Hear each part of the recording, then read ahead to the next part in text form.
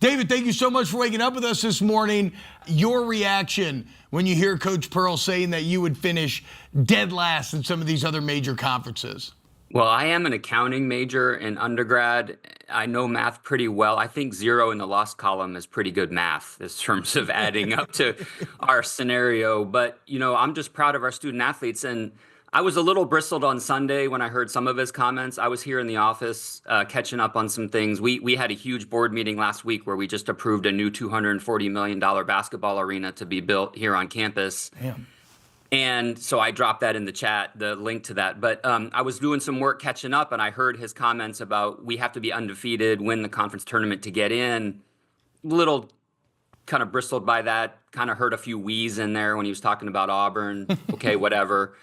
And then yesterday, the Big East stuff was really where I felt like, I needed to step in and just defend really the heart and soul of college basketball. The mid-majors and the magic of March Madness, all the things that we bring to the table, the story of a school like Miami versus the story of the 11th placed SEC team or 12th placed Big Ten team that nobody really wants to see. So I just felt like it was time for me to stand up for our student athletes. They're on the verge of doing something historic.